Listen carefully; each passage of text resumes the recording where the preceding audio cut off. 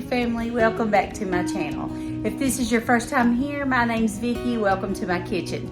Today I'm going to share a recipe with you for a pineapple casserole. Now I've never made this before. I've eaten it once at my sister's and she loves it. So today she's hosting Thanksgiving and I'm going to make that. So I'm going to show you how to put it together. It's a really simple recipe and let me show you how it's done. Make sure you check out that recipe in the description box. I hope you all can hear me okay. My dishwasher is running in the background. I'm going to mix this just in the pan, this pineapple casserole. The first thing we're going to do is add our flour and sugar. I'm going to go ahead and melt my butter while we're waiting on that. You're going to melt 1 stick of butter. I will put the recipe down in the description box. Okay, we're going to use 1 cup of sugar. And this does not have very many ingredients in it at all. Find my measuring cups. Cup of sugar.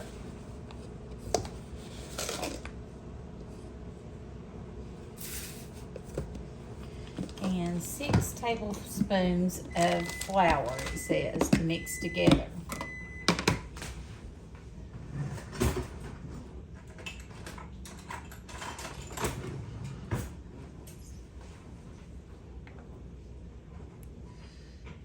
One, 2, 3,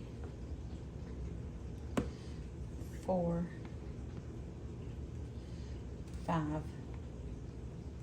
and 6. We're just going to mix that together really well. Then it says to add your pineapple chunks. We're going to use 2 cans of pineapple chunks that have been drained, and we are going to reserve 6 tablespoons of the juice.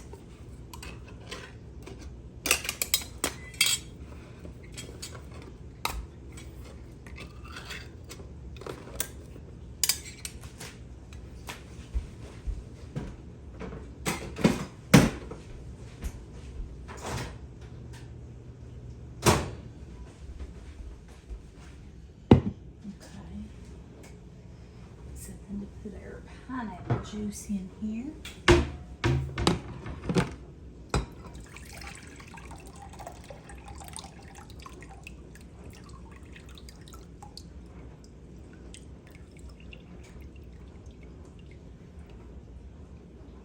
Just put those in there.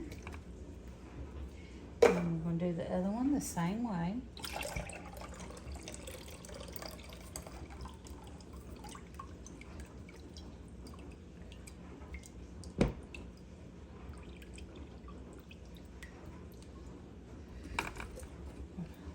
Sit our pineapple juice over here till we're ready for it. Now we're just going to mix this up. I'm just using this measuring spoon, guys. It says to coat all of the pineapple in the flour and sugar mixture. I have to get a bigger spoon.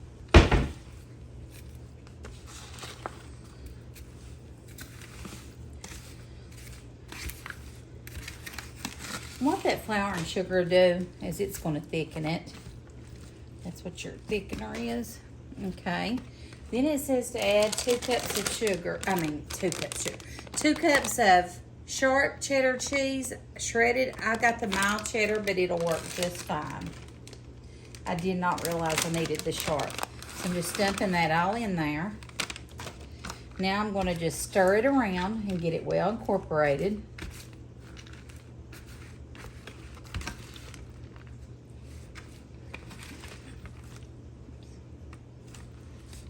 Have you all ever made pineapple casserole before?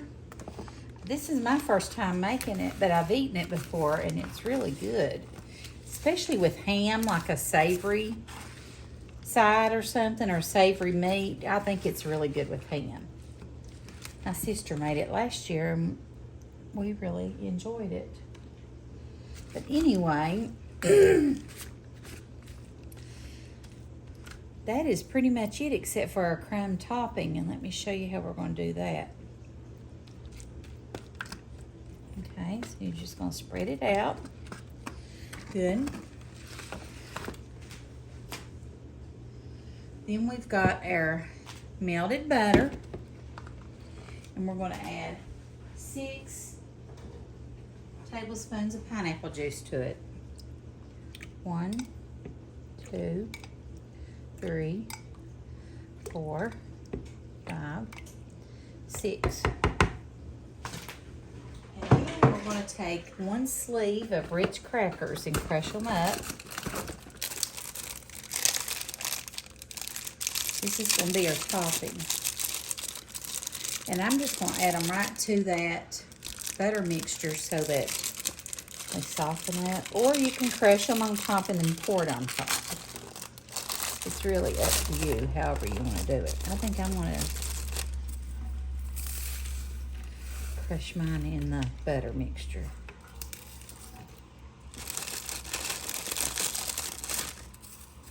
I know Paula Deen has some recipes where she says melt your butter on the stove and add your crackers to it there, and it makes it easier. And I think it does. I've made some stuff like that before. Let me know how you all do it. Okay.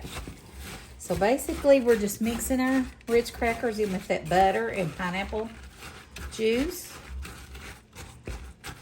And then we're just going to pour this out or dollop it right on top of our casserole. This is going to be our topping. And you can put more on it if you think it needs more crackers. You go right ahead and add them. I think that looks like plenty. I don't want it dry. You know what I mean? So.